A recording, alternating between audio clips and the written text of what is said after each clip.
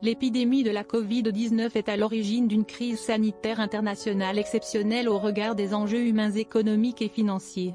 L'ensemble du secteur financier, banques, assurances, gestionnaires d'actifs, est mis à contribution pour soutenir l'économie réelle.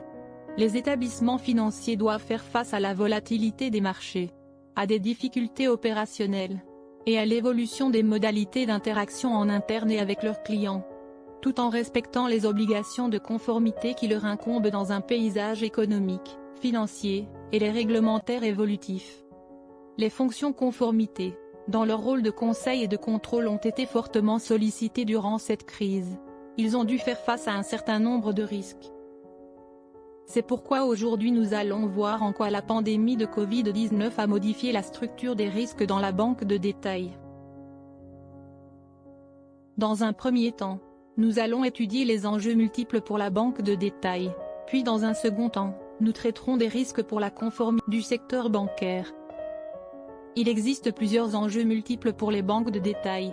Elles doivent gérer les risques déjà existants avec les ressources disponibles et les contraintes, puis identifier les risques émergents liés à ce contexte très particulier. Elles doivent aussi faire preuve d'exigence en comprenant, en pilotant, et en anticipant les exigences et les évolutions réglementaires. Les mesures de confinement et de télétravail changent drastiquement les modalités de travail de la banque. Le travail à distance supprime la présence physique auprès du front office pour contrôler et conseiller. Et le comité de validation ou assemblée générale peuvent être exclusivement virtuels, ce qui nécessite une adaptation des modalités de fonctionnement. Par conséquent, le volume de la communication à surveiller par le service IT augmente. Malgré les besoins élevés de supervision de l'activité pour atténuer les risques, la conformité est contrainte sur ces ressources pouvant impacter la continuité de son activité. Les équipes sont réduites, et les managers moins disponibles.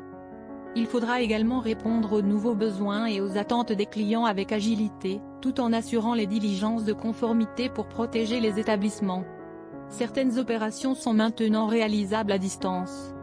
Et pour finir, le gouvernement a demandé aux banques de soutenir l'économie réelle et en très peu de temps générer une forte pression sur les processus de gestion de lutte anti-blanchiment et le financement du terrorisme par l'octroi d'un large volume de PGE et d'avances de trésorerie, ce qui nécessite des contrôles et des préventions contre la fraude. Les banques ont aussi l'obligation d'assurer l'intégralité des activités de marché en surveillant les délits d'initiés potentiellement liés à des cessions d'entreprises, des ententes avec la concurrence, et de la manipulation des cours ou l'exploitation de la volatilité à des fins frauduleuses.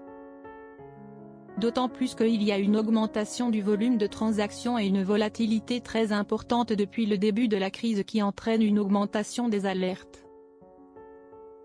De même, la vente de produits financiers se faisant exclusivement à distance. Les banques ont dû s'adapter par des processus dématérialisés. Mais aussi la baisse des échanges d'espèces pourrait anticiper une hausse des transactions en espèces post-confinement pour blanchir les revenus d'activités illicitées. Donc la cartographie des risques et le cadre de contrôle interne doivent être mis à jour pour refléter ces nouveaux risques.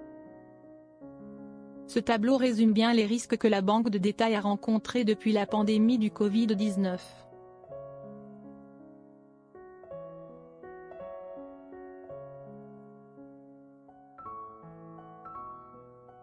Les meilleurs acteurs se réinventent pendant que les autres se restructurent. De ce fait, la conformité actuelle devra mieux superviser et maîtriser les risques opérationnels. Pour cela, il faudra repositionner le responsable de conformité à un niveau stratégique en envisageant une externalisation des gestions d'alerte et de déclaration d'accidents.